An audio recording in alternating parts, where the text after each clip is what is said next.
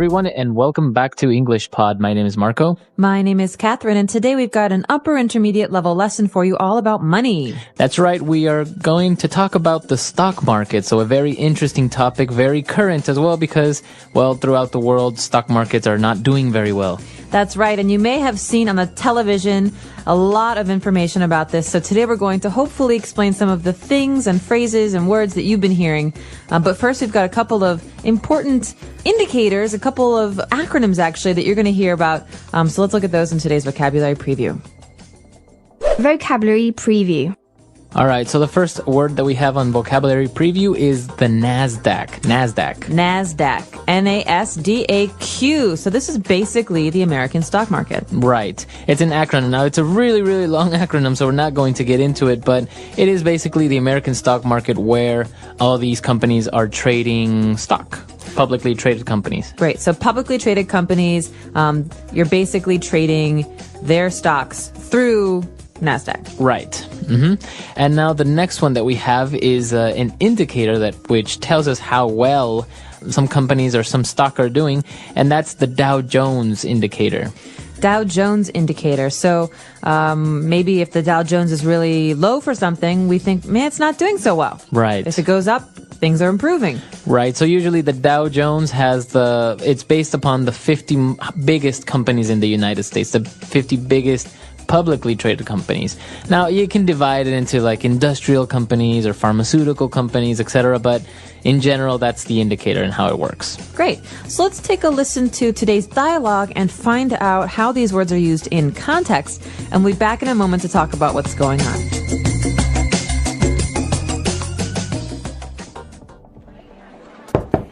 Sorry to bother you, sir, but I have some bad news. What is it? Well, the stock market just took a huge plunge, and we've lost a lot of money. What do you mean? What happened? There are many factors that weigh in, but NASDAQ is down 200 points. The Dow Jones indicator also suffered. Our portfolio is worth half of what it was worth 1 week ago. How is this possible?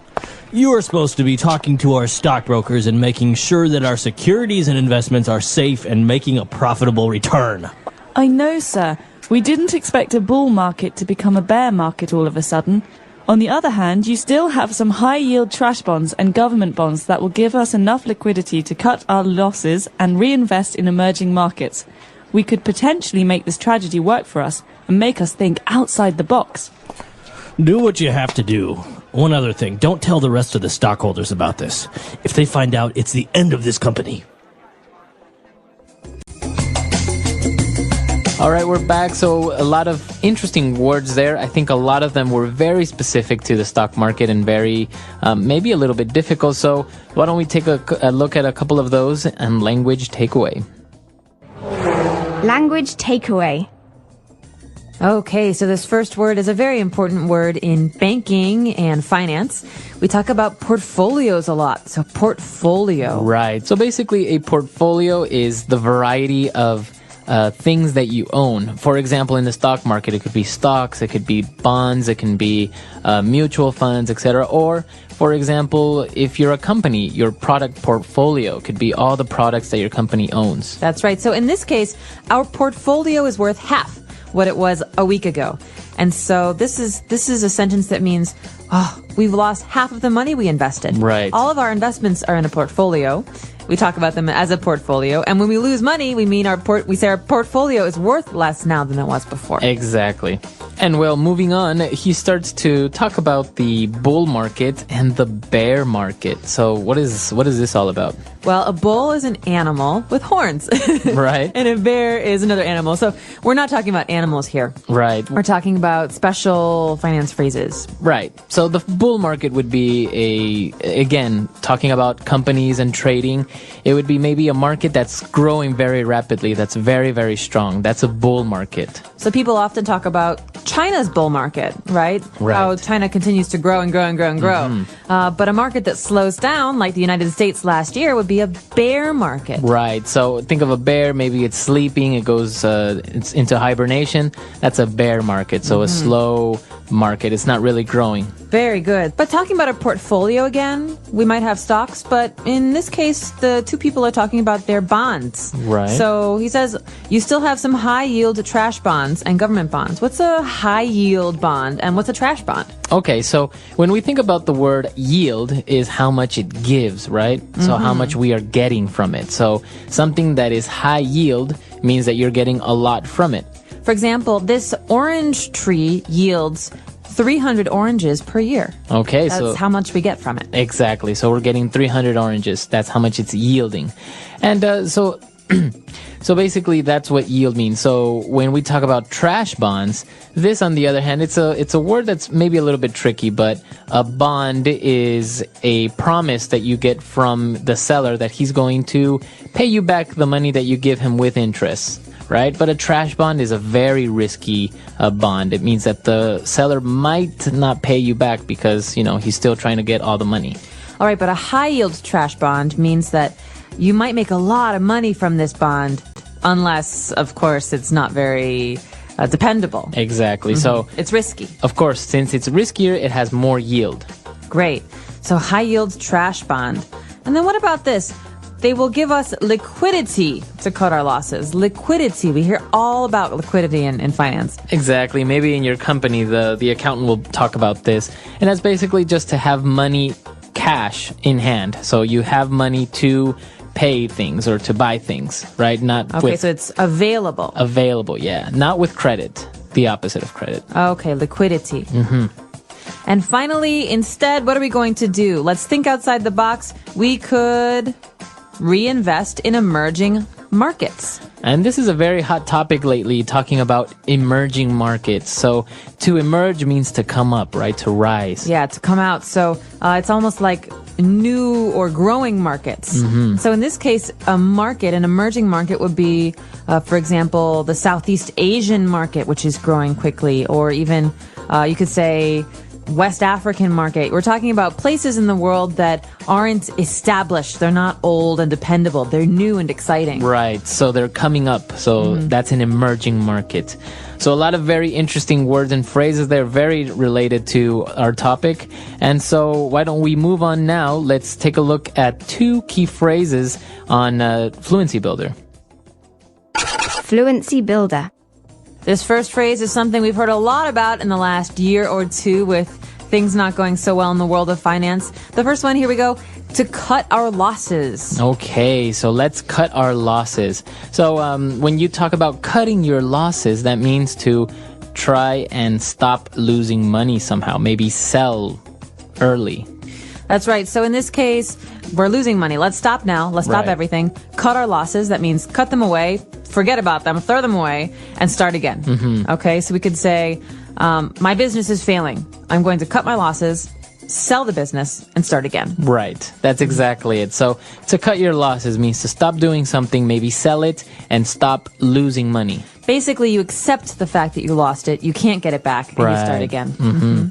So when they were talking about investing in emerging markets, he said, well, maybe we could do this, and that would force us to think outside the box.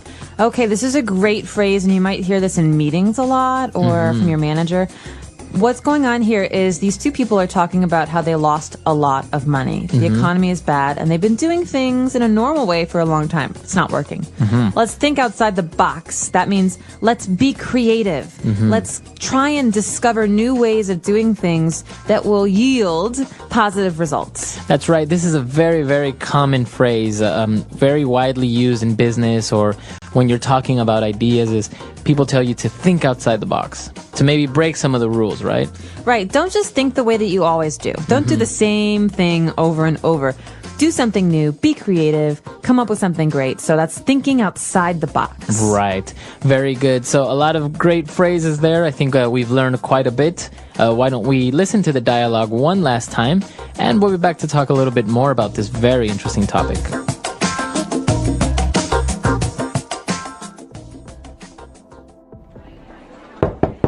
Sorry to bother you, sir, but I have some bad news. What is it?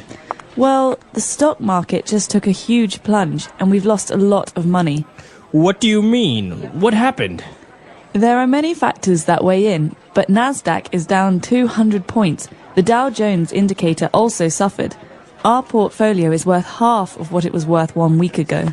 How is this possible? You are supposed to be talking to our stockbrokers and making sure that our securities and investments are safe and making a profitable return. I know, sir. We didn't expect a bull market to become a bear market all of a sudden. On the other hand, you still have some high-yield trash bonds and government bonds that will give us enough liquidity to cut our losses and reinvest in emerging markets.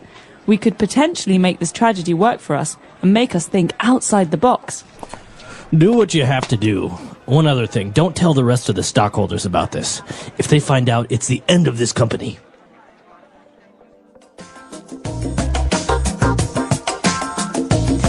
So I remember being a little kid and watching TV with my parents, and on the news there was always the business segment, and in this you'd always hear the Nasdaq is down 10 points. The Dow Jones Industrial today is down 10 points. Yesterday was up 2. That's an average of 8. Okay. Yeah, it's very complicated, especially if you take a look also in the newspaper. Sometimes it shows you different publicly traded companies, and it has a bunch of numbers. It's a very interesting topic. It's almost a science, I think. Very much a science, and some people have made a lot of money playing the stock market and trying to buy stocks when they're low, wait until they're high, sell them off, and make tons. Yeah, it's pretty much analyzing risk, so making calculated decisions, and that's why they use all these formulas and all these different ratios and ways to ponder how much they should invest or what would they gain. And so it's very, very interesting. Many people compare it to gambling, but it's kind of like gambling, but not really, because you don't really depend on luck. You kind of make calculated decisions. And sometimes you're trading for big companies, or even parts of big markets, like parts of entire countries' businesses. Yeah, so a lot of people, for example, stockbrokers will invest a group of workers' retirement funds. They will take those funds and be like, hey, you're maybe getting 5% from the bank for keeping your money there. Give me the money and I'll give you 25% yield on your investment. So so obviously they're playing not only their reputation, but also with other people's life savings. And that's why a lot of people lost money when 2 years ago the bubble really burst in a lot of areas like real estate. Stock prices went down. The United States went into a recession, and all these people's retirement funds, their savings, they lost it. Yeah. And so you got to be careful with this kind of stuff and do your homework. But that's about it for us today. Hope that you've enjoyed this lesson. The English Pod Audio Review. Money, what it is, and how to use it. 1. What is money? Money is something we use to buy things. We need money to buy food, clothes, houses, and many other things. People earn money by working, and they spend money to live. A long time ago, people did not use money. They used a system called barter. Barter means exchanging things. For example, a farmer who had apples could give them to a fisherman in exchange for fish. But barter had problems. Sometimes, the fisherman did not want apples. People needed a better system, so they created money. 2. The first money. The first money was different from today's money. In some places, people used salt as money because it was very valuable. In other places, people used gold and silver to trade. Some cultures used cowrie shells from the ocean. Money became popular because it was small, easy to carry, and accepted by everyone. Slowly, coins and paper money were invented. Today, we use coins, paper money, bank cards, and even online money. 3. How do people get money? People do not find money on trees. They must work to earn it. There are different ways people can get money. 1. Working at a job, people work in offices, shops, schools, hospitals, and factories. 2. 3. 4. Receiving gifts sometimes, family and friends give money as a gift. Money is important, but it is not always easy to get.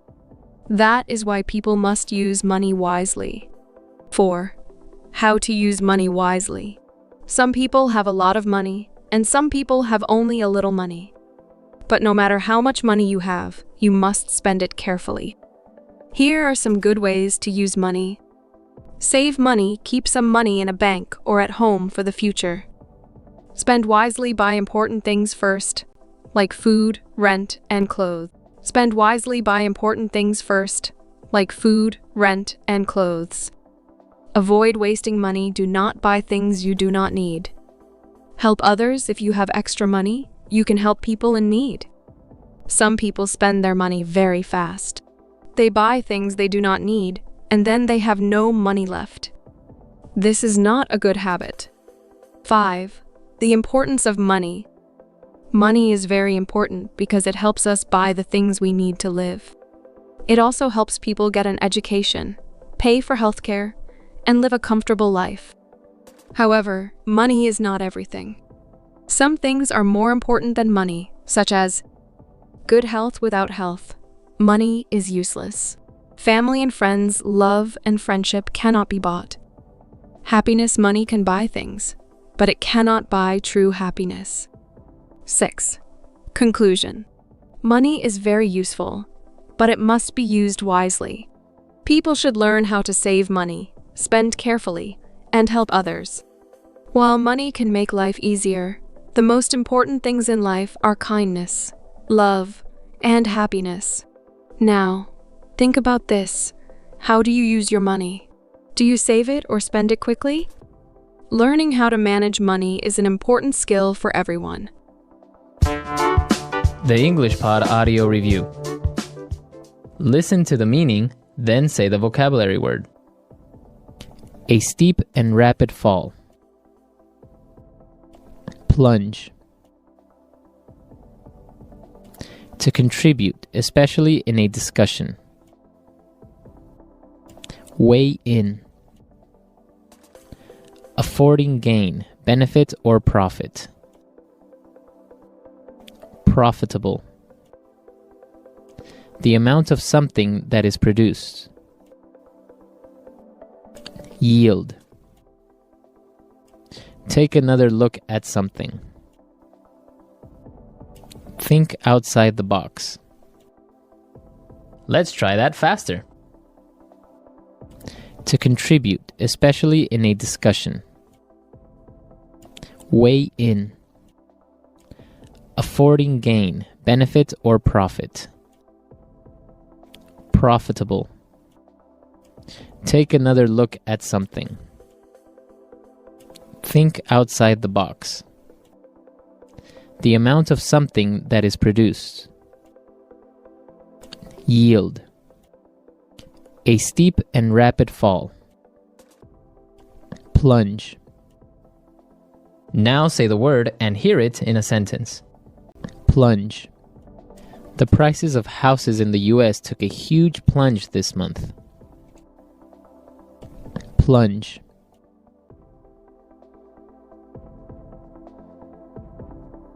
The car went off the road and plunged into the abyss. Plunge.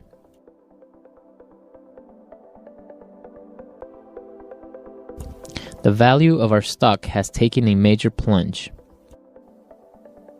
Weigh in.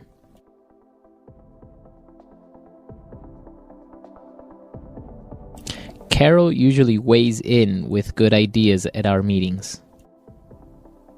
Weigh in.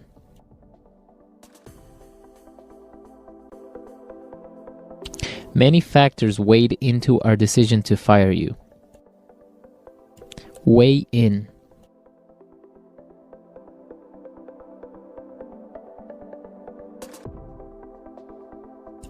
If you weigh in all the pros and cons of buying a new TV, you would see that we don't really need it.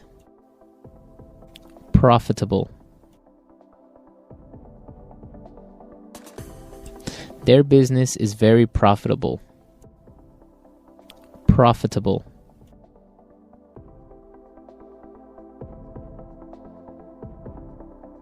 I think we can be profitable if we reduce our operational costs. Profitable.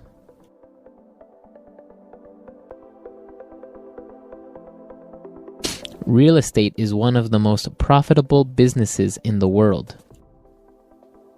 Yield.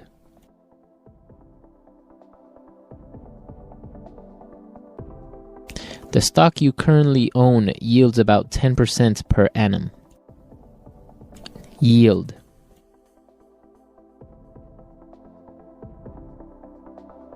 I am very unhappy with the yield of these securities. Yield.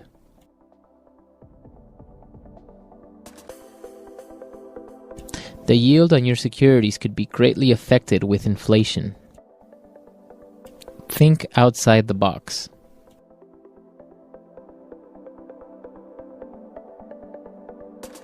When you have to solve a problem, it's good to think outside the box.